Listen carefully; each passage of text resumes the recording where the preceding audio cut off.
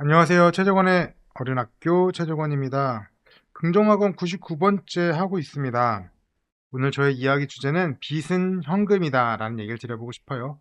나는 내가 배운 것으로 다른 사람의 시간을 줄여주는 삶을 살고 있습니다. 내 스스로 생각하는 나의 시간당 가치는 무한합니다 라고 생각하지만 한 시간에 그냥 간단하게 120만 원 정도는 충분히 저의 가치가 있지 않을까요?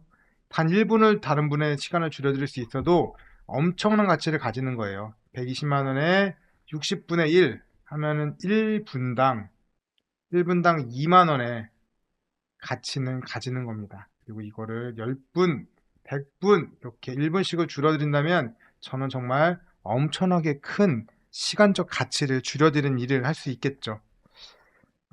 그리고 돈은 즐거운 것이고요. 사람 사이에 흐르는 에너지입니다. 이 에너지는 감사함을 타고 흐릅니다. 당연하죠. A에서 B라는 이동하는 데에는 이유가 있습니다. 고맙기 때문에 그래요. 고맙기 때문에 돈이 이동을 하는 겁니다. 를 통해 흐르게 해야 된다는 것이고요. 폭과 방향이 중요합니다. 기왕이면 이렇게 조그맣게 흐르는 시내물보다 엄청나게 넓게 흐르는 강이 좋겠죠. 시내보다 우리 강을 목표로 하자. 나를 통해서 얼마만큼 많이 흐를 수 있는지 그 폭도 중요하고요. 그때 가서는 누구에게 닿느냐. 이게 영원히 나한테만 닿을 것 같지만 사실 그렇게 하면 이 폭이 넓어질 수가 없는 거더라고요. 이 시냇물에서나 나에게 혼자만의 만족을 주는 거지 이렇게 넓어진 강에서는 누구에게도 꽤 중요합니다. 반대로 이 누구에게를 만들고 싶다면 폭을 넓혀서 폭을 넓히고 싶다면 누구에게 돈의 가치가 가게 할 것인지 그런 것도 고민하셔야지 된다는 얘기입니다.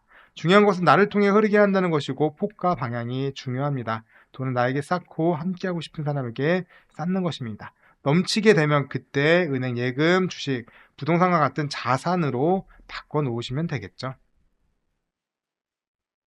오늘의 메인 주제입니다. 빚은 현금이다. 대출은 돈이다. 현금이다라는 거고요. 없는 현금을 만들어내고 사용료를 지불하는 게 바로 빚 대출이다. 중요한 것은 종이에 불과한 이 돈이 매일 가치가 쪼그라든다는 것이다 라는 얘기를 하는데 제가 EBS 책 중에 자본주의라는 책이 있거든요. 언제 나왔냐면 서브프라임 터지고 나서 나왔습니다. 서브프라임 사태가 터지고 나서 금융위기 온 다음에 이 책이 나왔는데 자본주의에서 통화가 뭐냐, 다른 말로 돈이 뭐냐, 그냥 우리 돈을 누가 만드냐라고 물어봤을 때 한국은행 생각하잖아요. 한국은행.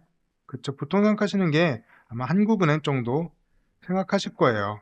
한국은행 정도 생각하는데 사실은 한국은행에서도 만들지만 이거보다 더 크게 많이 만들어낸 게 바로 은행의 빚이다. 대출이다. 우리가 흔히 얘기하는 통화 승수라고 하거든요. 우리가 한국은행에서 1만 원을 찍어내면 몇 배까지 뻥튀기 되느냐 하는데 보통 한 10배 이렇게 됩니다. 10배 될까? 하여튼 제가 이 예시로 드리는 건데 한국은행에서 만 원을 만들어내면 만 원 처음에 만들어내면 이 돈을 가지고 은행에서 대출해주고 예금으로 받고 다시 또 대출해주고 예금으로 받고 대출해주고 예금으로 받고 대출해주고 예금으로 받고 이걸 계속 사이클을 돌리면서 만 원을 10만 원 이상의 돈으로 만들어내는 게 바로 지금의 자본주의 시스템이라는 거예요. 즉 빚이 돈이다. 은행이 없는 돈을 만들어내고 있다라는 얘기를 그거에서 했습니다. 중요한 건 이겁니다. 2010년에 짜장면의 가격 평균은 3,800원이었대요. 근데 지금 짜장면 가격은 7,000원이거든요. 3,900원에서 무려 80%는 올랐습니다. 짜장면의 가치는 동일해요. 이게 뭐 얼마나 더 좋아졌겠습니까? 짜장면은 예나 지금이나 똑같거든요. 짜장면 가치는 동일한데 얘를 나타내는 표시 단위가 그전에는 3,900원이라는 단위였다면 지금은 7,000원이라는 단위로 바뀌었다는 거예요. 짜장면은 동일한데 3,900원이 7,000원이 바뀌었다. 그러면 문제는 뭐예요? 문제는 돈의 가치예요. 돈의 가치가 자꾸 돈이 풀리면서 희석된다. 세상에 돈이 많아지면 그렇잖아요. 예전에 세상에는 100만 원밖에 없는 세상에서는 그 1원, 2원, 3원짜리 물건들도 얼마든지 있을 수 있거든요. 1원 밑에짜리 돈도 있었을 겁니다. 근데 세상에 돈이 100만 원이 아니라 1조가 됐다고 생각해 볼게요. 그 1조라는 돈이 세상에 풀려 있으면 사람들이 이제 1원, 2원, 3원짜리 돈을 쓸까요? 안 쓰죠. 돈이 많아지니까 이런 단위 안 씁니다, 이제. 뭐, 10,000원, 20,000원, 50,000원, 10만원, 이런 식의 단위를 쓰죠. 그렇게 된다는 거. 돈의 가치가 희석됐다. 돈이 많아지면서 돈이 자꾸 늘어나면서 돈의 가치가 희석됐다. 짜장면은 예나 지금이나 똑같은 맛인데 그거를 나타내는 돈의 규모가 3,900원에서 7,000원으로 바뀌었다라는 겁니다. 중요한 건 짜장면의 가치는 동일하다. 두 번째는 돈의 가치가 떨어졌다. 이 얘기를 하는 거예요. 반대로 생각한다면 불과 15년 만에 돈의 가치는 55%나 떨어졌습니다. 만약 그때 1억이 지금의 가치로 본다면 15년 전에 1억이 있었다면 지금은 1억 7,800 정도는 갖고 있어야지만 가치로는 같다. 짜장면 이때 100그릇을 사 먹는데 1억이 필요했다면 지금은 1억 7,800 정도가 있어야지 짜장면을 100그릇을 사 먹을 수 있는 시대다. 가치가 동일하게 유지되기 위해서는 돈의 규모가 커졌어야 된다. 라는 얘기를 제가 드려본 겁니다. 그래서 1억의 돈을 그대로 1억으로 갖고 있었다면 가만히 앉아서 돈이 쪼그라든 것이다. 빚은 계속 그렇게 쪼그라든답니다. 여러분 예전에 집을 살게요. 집을 사는데 그때는 그 집의 표시 단위가 3억이었어요. 그 중에 대출을 2억을 받았다고 할게요. 같은 집이 15년이 지나왔습니다. 물론 시간이 지나면 집의 가치는 조금 외형 같은 게 떨어졌으니까 나빠졌긴 했겠지만 여기다 78%, 80% 정도 올랐다고 볼게요. 그러면 2억 4천이 올랐어야 되니까 5.4억 조금 줄이겠습니다. 이 집의 가치는 5억이 됐다고 볼게요. 같은 집인데 시간이 지나오면서 돈의 가격이 떨어져서 3억짜리 집이 그냥 5억짜리 집이 돼버린 겁니다. 돈의 가치가 떨어졌기 때문에. 근데 내가 이때 집을 샀을 때 2억이라는 빚을 갖고 있잖아요. 15년이 됐을 때 나의 빚의 규모는 얼마예요? 똑같이 2억이에요.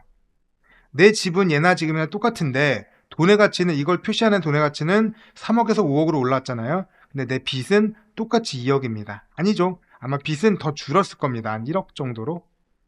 왜냐면 대출을 갚았어야 되니까. 상환을 했어야 되니까 상환을 했다면 돈이 줄었겠죠. 제가 말씀드리고 싶었던 건 이거예요. 지금 고정되는 값이 뭐냐? 고정되는 값은 첫 번째 집의 가치입니다. 집의 가치는 15년 전이나 지금이나 같아요. 두 번째 뭐냐? 돈의 규모입니다. 돈의 가치 아니에요. 돈의 가치는 옛날에 3억이 지금은 5억으로 바뀌어야지만 같은 가치가 되거든요. 같은 가치가 되는데 그게 아니에요. 돈의 규모는 계속 고정되어 있습니다. 2억이란 빚을 졌으면 2억이 늘어나지 않아요. 2억 그대로 됩니다. 단 이렇게 하기 위해선 제일 중요한 게 뭐냐? 이자를 내기 위한 빚을 내면 안 됩니다. 우리 뭐 그런 얘기 보셨잖아요. 복리효과. 복리효과라고 봤는데 이렇게 돈의 가치가 쭉 떨어지는 것도 복리효과거든요. 떨어지고 떨어지고 떨어지고 떨어지고 떨어지고 떨어지고 떨어지고 점점 더 가속화시키면서 떨어지는 게 바로 복리효과인데 이거를 상쇄하는 방법이 뭐냐? 내 빚의 규모를 같이 복리로 늘리면 돼요. 그러면 돈의 가치가 떨어지는 것들을 상쇄할 수 있습니다. 무슨 소리 하는 거냐 싶죠? 방금 말씀드렸잖아요. 우리가 힘들어가지고 이자를 내기 위해 빚을 지고 그 빚을 또 이자를 내야 되니까 또 빚을 지고 빚이 좀 규모가 더 커지니까 더 많은 빚을 지고 이렇게 달팽이 뭐 그런 것들처럼 점점 더 커지는 수가 있어요. 바로 이게 바로 빚에서의 복리효과입니다. 계속 이자 때문에 원금이 늘어나게 되면은 이걸 누릴 수가 없어요. 시간이 지나면서 돈의 가치가 떨어지는 그거를 누릴 수가 없습니다. 돈의 규모는 영원히 고정되어 있기 때문에 돈의 가치는 떨어지게 되거든요. 그런 걸 누릴 수가 없습니다. 이것만 조심하시면 좋겠다. 이자를 위한 빚만 내지 않는다면 여러분은 계속 돈의 가치가 떨어지기 때문에 좋다, 괜찮다. 그런 얘기를 좀 드려보고 싶은 거예요. 빚은 계속 쪼그라든다. 그래서 빚을 지면 누가 나쁠까요? 누가 좋을까요? 빚을 만들면 누가 좋을까라고 하면 세상에 제일 큰 수혜자는 바로 채무자입니다. 채무자. 돈을 빌린 채무자가 제일 좋아요. 왜? 그때는 짜장면 100그릇을 사 먹을 수 있을 정도의 돈을 빌렸다면 시간이 지나면 이 짜장면 50그릇 사 먹을 정도의 돈으로 상환을 해주면 돼요. 돈의 가치가 훅 떨어졌기 때문에 그때는 버거웠어도 지금은 가뿐합니다. 은행이 그렇다고 돈을 더 달라고 할 수 있는 건 아니니까. 은행은 그냥 사용료를 받은 것 뿐이고, 그렇기 때문에 누가 제일 좋을까라고 하면 바로 돈을 빌려간 채무자가 제일 좋습니다. 근데 우리는 그런 얘기 하죠. 빚지면 패가 망신한다, 뭐 빚만 잊으면 안 된다, 이런 얘기들을 하는데, 그런 얘기들은 뭐 실제로 그럴 수 있죠. 아까 빚의 복리 효과 때문에 너무 무리하게 되면 이자를 내기 위해서 빚을 져야 되니까, 요런 경우가 아니라면 사실은 특별하지 않다. 그런 것도 고민할 필요가 없다라는 얘기를 드려보고, 정부에서는 부채의 안정성도 있고 전 국민들이 다 빚만 지고 있으면 안 되니까 안정성과 이 부채가 상승한다는 게 즉 돈을 찍어낸다래요. 돈을 찍는다. 다른 말로 표현하면 우리 코로나 시대 때 무상으로 돈 줬잖아요. 무상으로 돈 공급했는데 그걸 하는 거랑 똑같아요. 빚이 늘어난다는 건 어, 시중에 돈을 계속 뿌리고 있는 겁니다. 그런 것들이 통화량 증가를 가져오고 그게 무슨 얘기다. 돈이 많아지니까 돈의 가치가 희석돼 버린다. 가치가 떨어져 버린다. 이것이 나아가 가파른 돈의 가치 하락을 불러오기 때문에 부동산 같은 실물 자산의 가격을 상승시킬 수 있다라고 생각을 합니다. 아파트의 가격은 똑같은데 돈의 가격이 떨어졌다면, 가치가 떨어졌다면 이걸 표시하는 돈의 규모는 올라가겠죠. 가치가 떨어졌기 때문에 규모가 올라가야지만 그래야지 똑같은 효과를 볼 수 있기 때문에 그렇습니다. 그렇기 때문에 부채를 좀 줄여가지고 돈을 회수하기를 정부는 원해요. 너무 가치가 빨리 떨어지면 부동산의 가격이 반대로 너무 높게 올라가야 되잖아요. 그런 것들은 정부는 싫어합니다. 그렇게 해도 돈의 가치의 하락은 계속될 수밖에 없습니다. 내 집을 위한 한 채는 자신의 소득 안정성에 따라서 조금 더 공격적으로 해도 된다는 게 저의 이야기예요.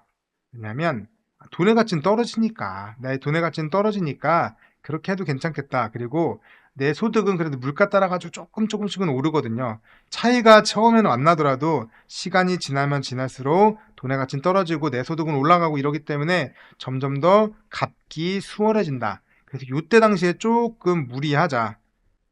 이런 얘기를 드려보고요. 단, 그래도 제가 얘기했던 기간은 요 5년 안에는 큰일이 있으면 안 됩니다. 초창기에만 좀 넘기면 그다음부터는 껌이거든요. 껌. 쉬워지거든요. 왜? 원금을 갚잖아요. 원금을 갚는다예요. 갚는다. 대출금 30년 중에 5년 지났으면 6분의 1은 지난 거예요. 3억이라는 대출을 받았으면 6분의 1, 5천만 원은 상환을 한 겁니다. 5년 후면 빚이 3억에서 2.5억으로 줄어들어요. 그럼 이자도 줄잖아요. 원금의 가치도 줄어들고 이자의 가치도 줄어듭니다. 그러니까 떨어지는 속도가 이렇게 더 가파르게 떨어질 수 있는 거예요. 초반에만 버틸 수 있다면. 그래서 저는 5년을 버틸 수 있다면 영끌을 하셔라. 내가 5년을 버틸 수 있다면 영끌을 하셔라라는 게 저의 생각입니다.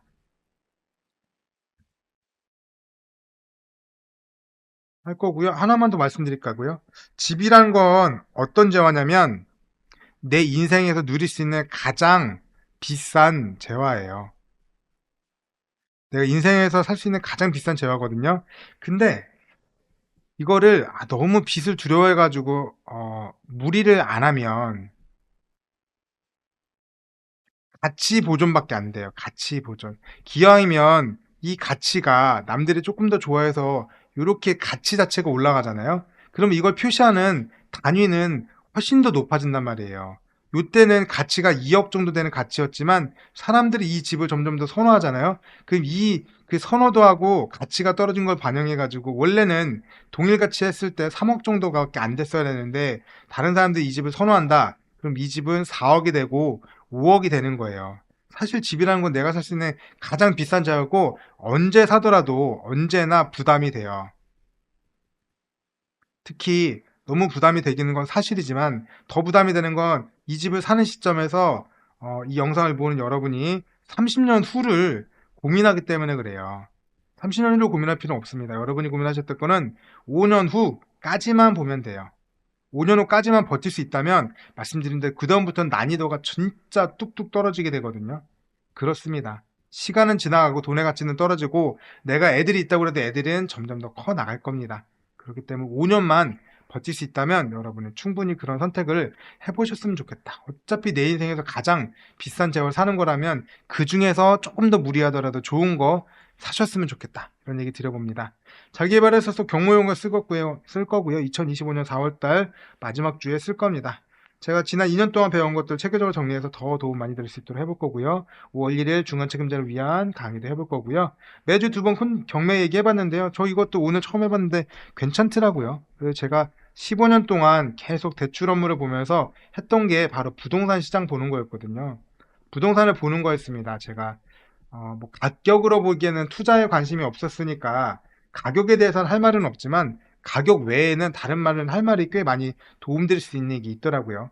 저만이 볼 수 있는 걸 가지고 충분히 좋은 콘텐츠 만들어서 저도 여러분에게 도움되는 경매 강사로 얘기를 한번 드려보고 싶습니다. 지금은 대출 강사하고 라이프 코치 하고 있지만 경매 강사도 충분히 할 수 있는 자신감이 한번 해보니까 들더라고요. 저만의 이야기 있었고 들었던 여러분들이 좋았다라고 얘기를 해주시더라고요. 항상 감사의 마음을 갖는다. 내가 혼자 뭘 할 수 있을까 싶죠. 그러니 다 내 거라 생각은 내려놓고 내가 다른 사람을 위해서 조금 손해보고 살자는 생각으로 갖고 살아보겠습니다. 최재권의 어른학교 최재권이었고요. 긴 시간 동안 들어주셔서 감사합니다. 다음 영상에서 다시 뵙도록 하겠습니다. 제 이야기가 도움되셨으면 정말 좋겠습니다. 고맙습니다.